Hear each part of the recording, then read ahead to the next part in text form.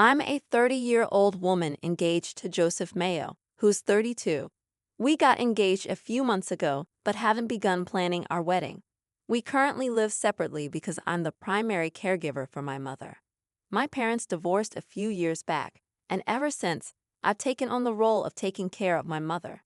It's not because she's old or physically incapable. Rather, she's never worked a day in her life and doesn't earn her own income. I'm the sole breadwinner of the family, and despite a less than ideal upbringing marked by my mother's narcissistic tendencies and strict standards, I can't bring myself to leave her alone. Recently, my sister Maria, who is 37, faced some marital troubles. She called our mother in tears, explaining that her husband Carl, who is 40, had kicked her out of the house, and they were heading for a divorce. Maria was devastated and unable to speak through her tears when she reached our home. After calming down, she revealed that her husband was furious about her spending habits, despite the fact that she's a stay-at-home wife with traditional gender role expectations. Despite Carl initially accepting these arrangements, the rising cost of living led to arguments between them. Maria dipped into their savings to splurge on unnecessary luxury items and services, leading to the final straw. Carl felt he couldn't work long hours only to come home to a wife who refused to grasp the financial difficulties they were facing. I sympathized with Carl to some extent, given Maria's spending tendencies. However, neither my mother nor Maria saw eye to eye with Carl's perspective, which was not surprising, considering their history as non-contributors who had never held a job. Maria divided the household chores with Carl, expecting him to come home from work and cook as well, which seemed overwhelming for him. I couldn't help but feel for him in this situation. I knew it wasn't the right time to confront Maria about her actions, especially when she was already heartbroken.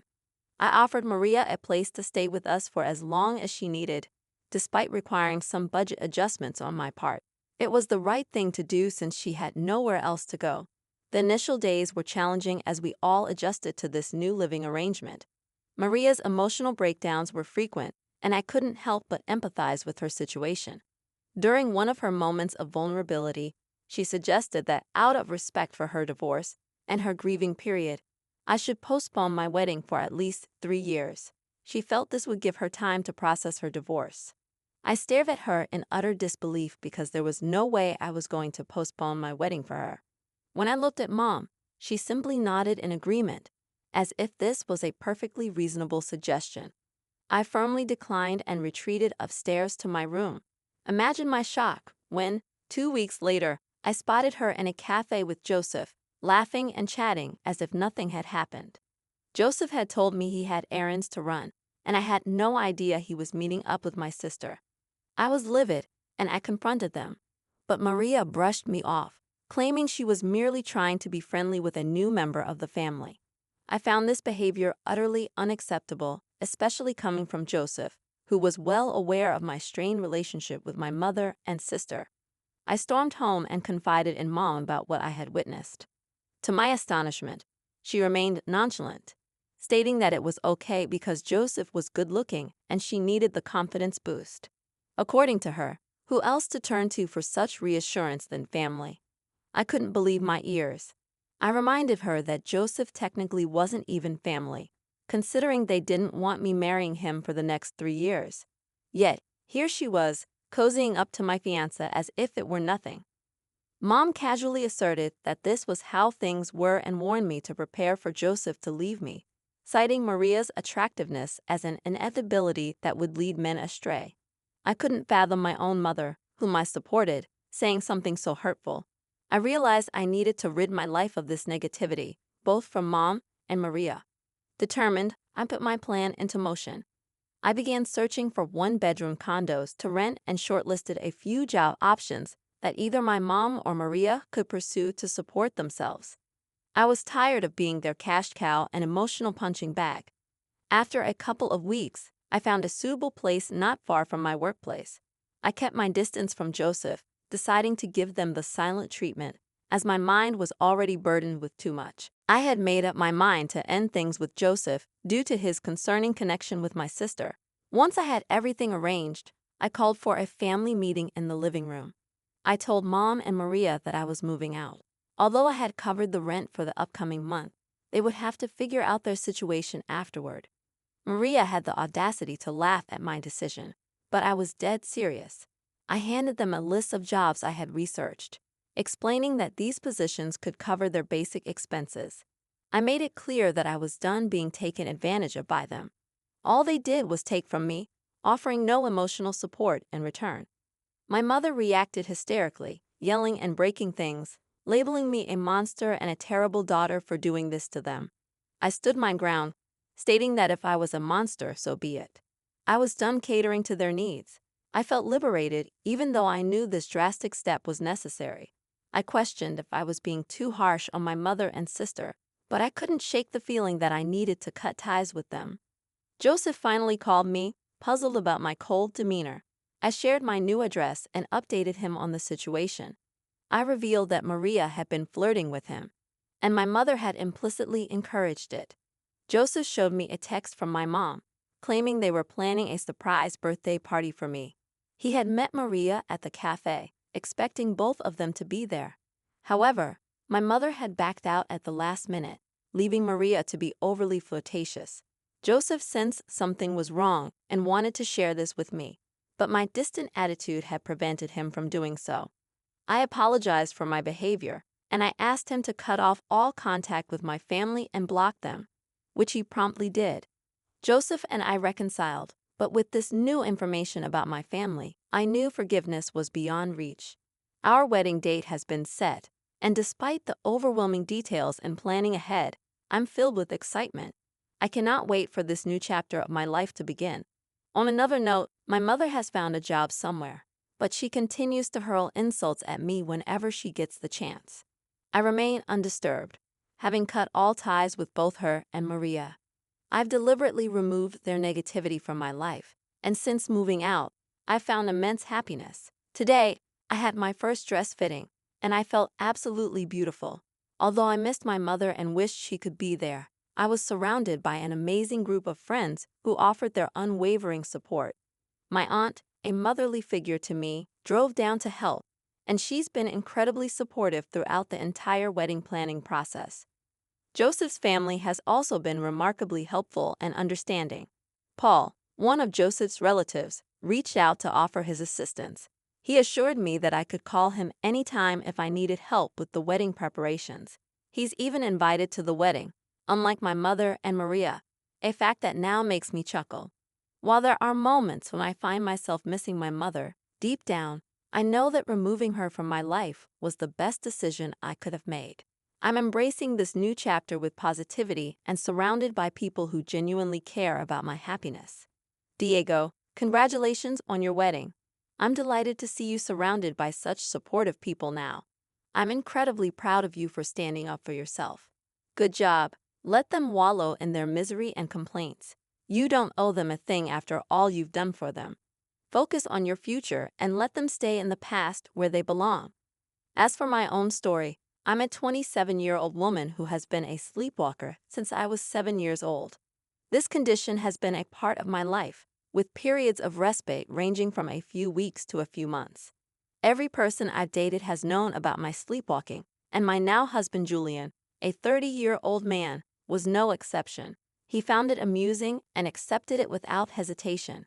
However, Julian's mother never warmed up to me, and her disapproval seemed unrelated to my sleepwalking. She simply felt I wasn't good enough for her son. Julian consistently stood up for me, defending our relationship. When he informed her of our decision to get married, he firmly shut down any unnecessary comments, forcing her into reluctant silence. For a few weeks before our wedding, Julian's mother had to move in with us due to a minor accident she had. Sharing a space with her was something I dreaded, but I accepted it since it was Julian's duty to care for his mother. We got married 10 days ago, and as expected, my mother-in-law found fault with everything I did. On the first night, she witnessed me sleepwalking and screamed in fear. Unaware of her reaction due to my condition, I continued my sleepwalking routine. Julian found the situation rather amusing and recounted the entire incident the next morning. Mother-in-law, frightened, called me names like witch, but Julian intervened, explaining my condition to her. Despite his explanation, she remained resentful, considering me a threat due to her religious beliefs, which had not influenced Julian during his upbringing. I calmly clarified my condition to her, but she remained unconvinced. The real blow came one night when mother-in-law insisted I sleep away from Julian to prevent my demonic habits from affecting him. She even threatened to lock me outside to protect her son from what she perceived as my affliction. I gazed at her in utter disbelief, but her expression remained deadly serious. On the other hand, Julian couldn't contain his laughter. He told his mom to leave us alone and assured her that we'd see her tomorrow. After a lingering stare at me, she eventually left the room. The following morning, I awoke to find myself on the porch, bewildered about how I had ended up there. My mother-in-law suggested I might have picked the lock and gone outside, a possibility that didn't seem far-fetched, considering I had done it a couple of times as a child. I brushed it off as a rare occurrence and carried on with my day. However, the next day, I found myself on the porch again, which was strange because such a pattern had never occurred before. I discussed my concerns with Julian, who shared my worry. He decided to have cameras installed around the house and promised to check on me periodically during the night. I appreciated his concern and cooperation, but requested him not to inform his mother about the cameras. While the camera company was setting up, I accompanied mother-in-law to her regular doctor visits. We maintained a silent distance, a situation that suited me just fine. Upon our return from the doctor's appointment, the cameras had been installed. The following morning, I once again found myself on the porch, confirming my suspicions that something was amiss, and I suspected my mother-in-law's involvement. Observing her unusual smugness over the past few days, I quietly went upstairs and reviewed the footage from the cameras. Suddenly, it all fell into place. My mother-in-law had been scheming behind my back. She would rise in the middle of the night, open the main door wide, while ensuring all the internal doors were closed. When I, sleepwalking, ventured outside due to the open door, she would shoot and bolt it shut, preventing my return. In the early hours of the morning, she would discreetly reopen the latch to suggest that the door wasn't locked, creating a false narrative that I had gone out on my own. I couldn't fathom the extent of her deceit, especially considering her supposed illness. Yet here she was, plotting to keep me away from my husband at night. I felt an urgent need to tell Julian about my discovery, but I knew he was overwhelmed with work and had to leave on a 2-day business trip that night. Realizing that this situation had become increasingly dangerous, I decided I had to confront his mother on my own. A part of me wanted to confront her directly, but the vengeful side of me sought to make her understand the consequences of her actions. I reached out to my dad, knowing he had connections in the area due to his realtor background. He had maintained good relations with many people, including the man in whose house my mother-in-law resided. It was my dad's influence that had secured her a place at a lower rent. I asked him to call the man and persuade him to increase the rent for my mother-in-law starting next month. Meanwhile, I continued to document the sleepwalking incidents, ensuring I had evidence of her deceit every morning. When Julian returned home, I revealed his mother's actions to him. Initially, he was skeptical, but after viewing the recordings, he became furious. He confronted his mother, informing her that she was no longer welcome in our home. She attempted to justify herself, claiming she was protecting him from the same demons she believed possessed me. Julian firmly told her she needed to leave immediately. She reacted with tears and tantrums, but Julian stood his ground. Though she left reluctantly, I knew life would only get tougher for her. I questioned whether I was in the wrong for standing up against my mother-in-law. A week passed since her departure. The sleepwalking continued, but at least I no longer ventured outside the house. Today, my mother-in-law called, sounding upset and anxious, discussing her financial struggles. She expressed a desire to live with us.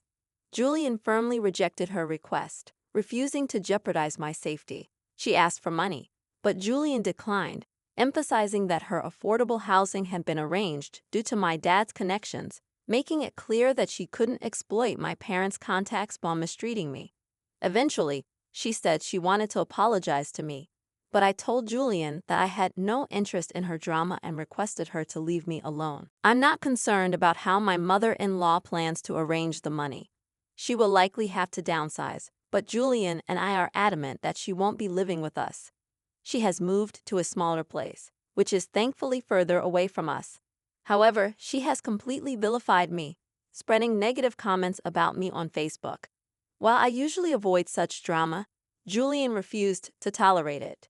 He publicly exposed her mistreatment of me, leading other family members to turn against her and call her out on her behavior. Since then, there has been a significant silence on her end. Julian and I are currently enjoying our honeymoon in Italy. We've explored Rome and are heading to Venice, Milan, and Bologna. If time allows, we might visit other countries, but our main focus is Italy. My mother-in-law was bitter when she found out about our trip to Italy and attempted to make amends. However, I know her true intentions now.